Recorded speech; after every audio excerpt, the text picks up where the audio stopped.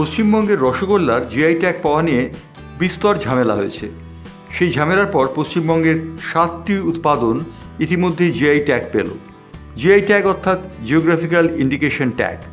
এই geographical indication tag পেয়েছে ছানাবড়া, মুর্শিদাবাদের যা নিজস্ব বৃষ্টি, এবং ছানাবড়া রীতিমতো আদৃত হয় শুধু মুর্শিদাবাদে নয়, সারা পশ্চিমবঙ্গেই। 2 নম্বরে জায়গা পেয়েছে নলেন গুড়ের সন্দেশ। নলেন গুড়ের সন্দেশ সম্পর্কে নতুন করে বলার কিছু নেই। শীতকাল এলেই নলেন গুড়ের সন্দেশ খাওয়ার জন্যে রীতিমতো লাইন পড়ে যায়। 3 নম্বর স্থানে জিআই ট্যাগ পাওয়ার ব্যাপারে যেটি রয়েছে সেটি হচ্ছে বিষ্ণুপুরের মতিচুর লাড্ডু। এই মতিচুর লাড্ডু বিষ্ণুপুরের একটি বৈশিষ্ট্য। এই মতিচুর লাড্ডু খাওয়ার জন্যে অনেকেই বিষ্ণুপুর ভ্রমণ করেন।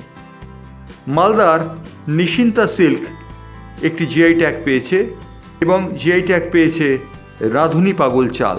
এই রাঁধুনি পাগল চাল রীতিমতো উৎপাদিত হয় পশ্চিমবঙ্গের গ্রামে গ্রামান্তরে, এবং রাঁধুনি পাগল চাল দিয়ে রান্না করার জন্যে মানুষ মুখিয়ে থাকে।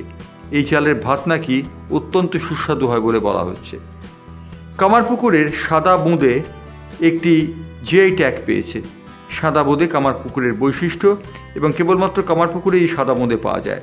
বোঁদে সচরাচর হলুদ কিংবা লাল রঙের হয়, কিন্তু কামারপুকুরের বোঁদে হচ্ছে সাদা।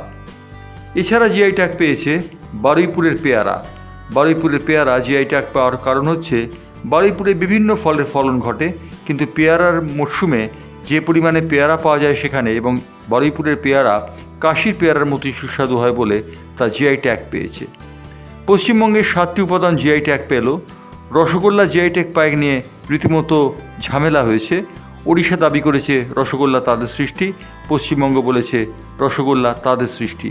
এই নিয়ে বিস্তর ঝামেলা রয়েছে, কিন্তু তারই ফাঁকে 7টি উৎপাদন নতুন করে জিআই ট্যাগ পেল। জিআই ট্যাগ পাওয়ার অর্থ সারা বিশ্বে এটি সমাদৃত হবে পশ্চিমবঙ্গের উৎপাদন বলে।